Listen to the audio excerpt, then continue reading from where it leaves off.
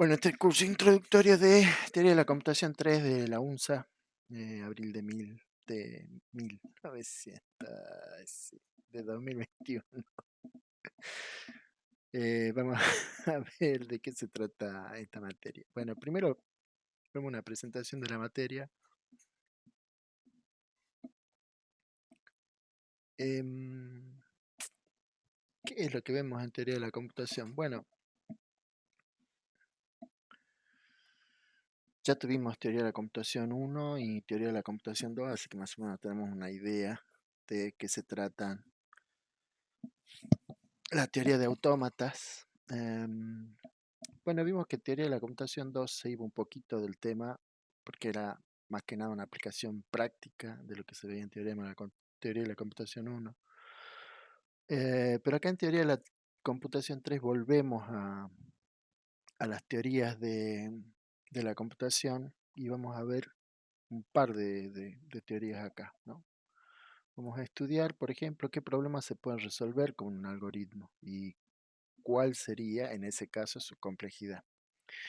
Tendríamos que averiguar primero si un problema dado puede resolverse efectivamente con una computadora. Eh, Naturalmente eso tiene una respuesta binaria. O se puede resolver o no se puede resolver. En caso de que no se pueda resolver, lo que tenemos que hacer es demostrar que efectivamente no se puede resolver en una computadora, y cuando el problema sí puede resolverse, lo que tenemos que estudiar es cuán complejo es resolver este problema. Así que vamos a volver a las tres ramas teóricas y vamos a ver qué es lo que vemos aquí, ¿no? Las tres ramas teóricas entonces de la teoría de la computación son la teoría de autómatas, la teoría de la computabilidad y la teoría de la complejidad computacional. Esta última aparece cuando efectivamente un problema puede ser resuelto, ¿no? Ya vimos en teoría de la computación 1 teoría de autómatas, y ahora lo que estamos por ver es teoría de la computabilidad y teoría de la complejidad computacional. Bueno, entonces lo que tenemos que hacer es decidir, ¿no? Lo primero que tenemos que hacer es decidir. Eh, Acá lo que vamos a ver es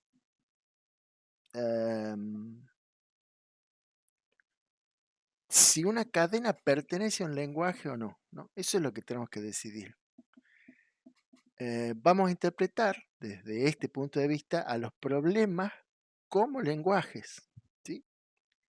Y lo que vamos a preguntarnos ahora es si una cadena forma parte de ese lenguaje, es decir, forma parte del conjunto de todas las cadenas que son solución de un problema. Entonces la pregunta sería, ¿la siguiente cadena pertenece al lenguaje determinado por las soluciones del problema? Porque esa va a ser nuestro enfoque ahora, ¿no? Cada vez que nosotros decimos, bueno, estas son soluciones del problema, lo que vamos a ver es que esas cadenas simbólicas, porque en definitiva todo el tiempo estamos trabajando con símbolos, ya nos pusimos de acuerdo, estos son símbolos, hay un alfabeto, estos van a ser los símbolos que se utilizan, tienen tal o cual significado, es decir, le asociamos a esos símbolos que vendrían a ser formadores de una primera etapa que es un léxico, luego le agregamos una sintaxis para expresar bien una estructura que sea compatible con el lenguaje, de modo que todos estemos de acuerdo en que esa expresión es válida, y a partir de la validez sintáctica de esa expresión tenemos que agregar también un significado a esa expresión. Bien, entonces en base a esos símbolos, cuando tenemos un problema, la solución o el conjunto de soluciones de ese problema se expresa a través de esos símbolos que nos van a ser comunicados. Entonces, por ejemplo, algunos conjuntos de soluciones van a tener simplemente un lenguaje finito. ¿Por qué? Porque, bueno, hay una o dos o una cantidad limitada, una cantidad finita de soluciones. por ejemplo, todas las cadenas de dígitos que representan números naturales y resuelven esa ecuación que tenemos ahí. 4 más x igual a 12. Naturalmente despejamos y el conjunto, el lenguaje que representaría una solución para ese problema, con toda la sintaxis y la semántica que tenemos detrás de esa expresión, sería el lenguaje que contiene al símbolo con el que representamos un 8. ¿Bien? Entonces, básicamente, L sería entonces este lenguaje, ¿no? Entonces, el problema de decisiones, por ejemplo, yo digo, bueno, 12 pertenece a ese lenguaje, no. 9 pertenece a ese lenguaje, no. El 8 pertenece a ese lenguaje, sí. Ahí estamos decidiendo si efectivamente la cadena con la que estamos trabajando pertenece o no al lenguaje de soluciones. Por supuesto que hay otros casos en los que el lenguaje es infinito. Por ejemplo, había una materia antes que se llamaba investigación operativa en la que veíamos problemas lineales, ¿no? Sistemas lineales. Para esos problemas teníamos un método para resolver entonces problemas lineales que consistían en un método llamado simplex, ¿no? Y ahí veíamos, por ejemplo, que algunas veces, bueno, método simplex rápidamente, lo que se forma, lo que se tiene que formar es un conjunto convexo. Convexo quería decir que todos los puntos que estaban acá adentro se podían comunicar entre sí mediante una recta y esa recta no salía del conjunto. Bueno, básicamente de eso se trata. Ahora, la función que había que maximizar o minimizar, bueno, en este caso estamos sobre el plano, es decir, teníamos un x1 y un x2 como variables, ¿no? Y, por ejemplo, la función que había que maximizar tenía esta forma.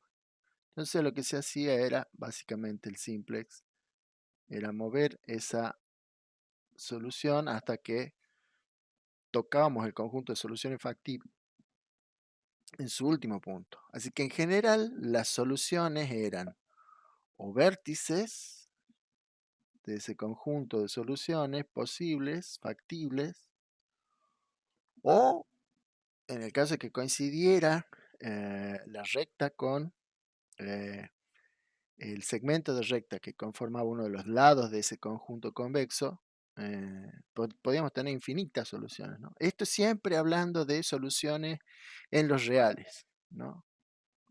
En los reales n. Bueno, en este caso sería reales 2. Es decir que acá, bueno, efectivamente tenemos infinitas soluciones. Entonces, ese podría ser un ejemplo de un lenguaje infinito, ¿no? Se forma en un problema lineal en el que el resultado óptimo coincide con un borde del conjunto convexo. Bueno, otro sería la infinita cantidad de códigos, fuentes que podemos hacer con un programa C. Bien. Bueno, ese sería otro caso de que se acerca más a lo que veíamos en teoría de la computación 2. Básicamente lo que estamos diciendo en el problema de decisiones, yo te estoy tirando una cadena completa directamente, y tengo que ver si esa cadena corresponde o no a el lenguaje de programación C. Y digo cadena porque en definitiva los saltos de línea, bueno, ya saben, ¿no? Son obviados, digamos. Acá lo único que nos interesa son las estructuras y se podría hacer todo como una sola línea grande. Ese entonces es otro ejemplo de un lenguaje infinito. También tenemos otro lenguaje infinito que sería, por ejemplo, ver si un n que yo encajara en esa proposición hace que esa proposición sea verdadera o falsa, ¿no? Entonces yo pongo el 7 que pertenece a los naturales, tal que n es primo. Bueno, el 7, efectivamente esa proposición es verdadera. Y si pongo el 8, no, esa proposición no es verdadera. Por lo tanto, de nuevo estoy decidiendo si pertenece o no al lenguaje de, en este caso serían los números primos. 2, 3, 5, 7, 11, 13, etcétera. Bien. Sabemos que hay infinitos primos, bueno, eso está demostrado, así que ese es otro lenguaje infinito. Bueno, ahora lo que tenemos que ver es si, eh, cómo esto que antes era un problema, eh,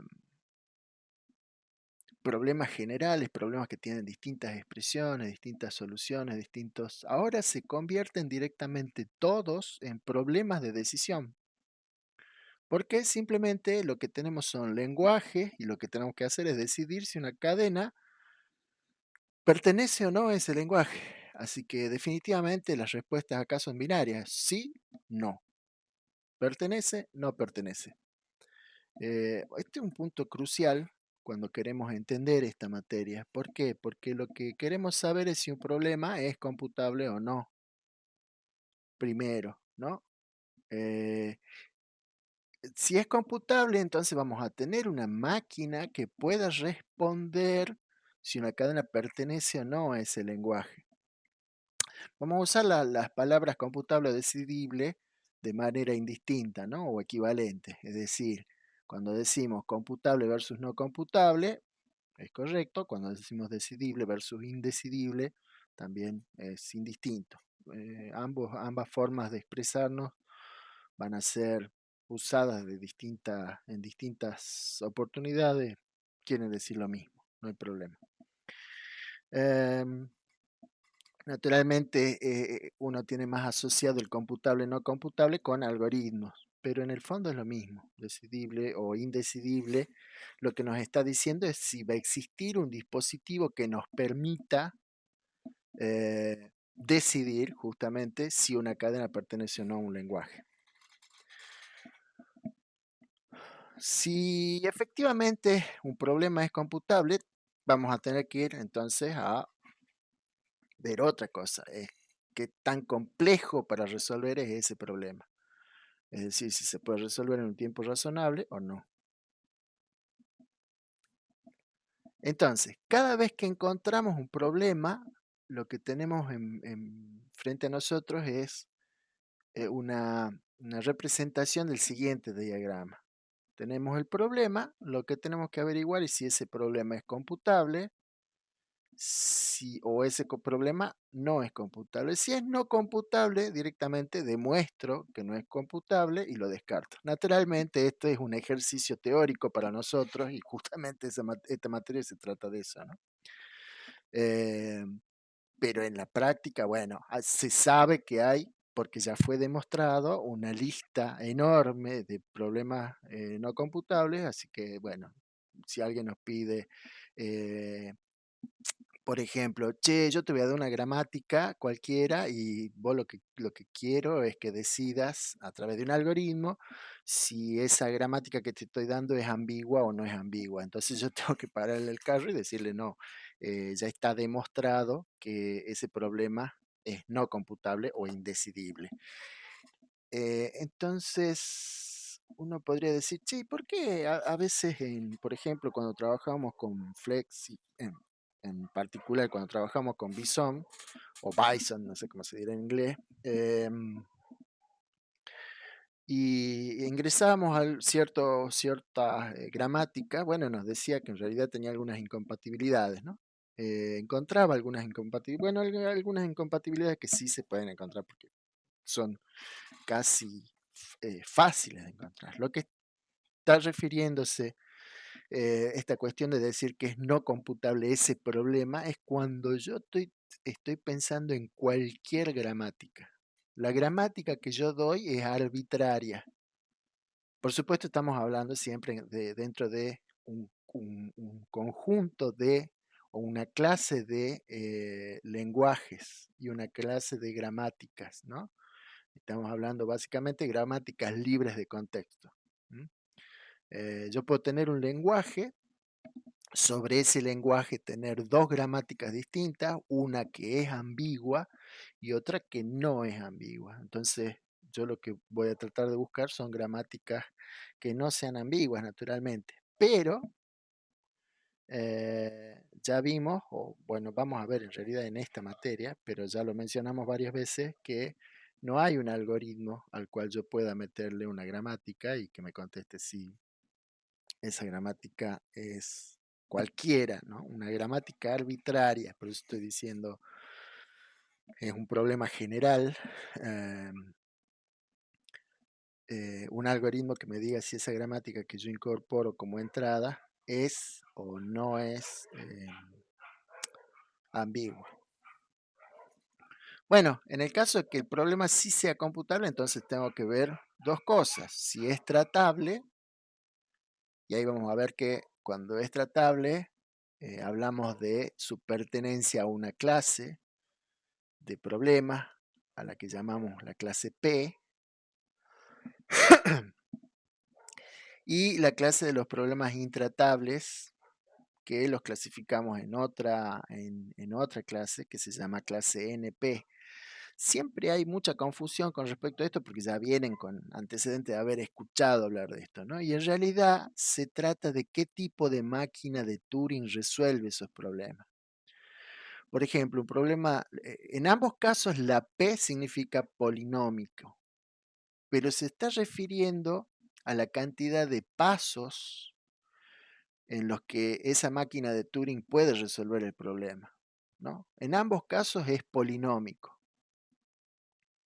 es una cantidad de pasos polinómicos. El problema es que en el caso de los problemas intratables, estamos trabajando con una máquina no determinista, es decir, que yo tengo la posibilidad de resolverlo el problema en tiempo polinómico, pero tengo que tener la suerte de haber encarado el camino que me va a llevar a la solución de ese problema. Porque al no ser determinística la máquina de Turing, y estoy complicado porque en realidad tengo un montón de caminos para elegir, ¿no? Y en cada caso, en cada paso hacia una solución, esa cantidad de caminos se va haciendo más grande, ¿no? Entonces, la palabra P, perdón, la letra P o el conjunto de letras NP se refiere a una máquina de Turing polinómica, determinista en el caso de las tratables y no determinista en el caso de las intratables. Bueno, eso lo vamos a ver con más detenimiento eh, más adelante.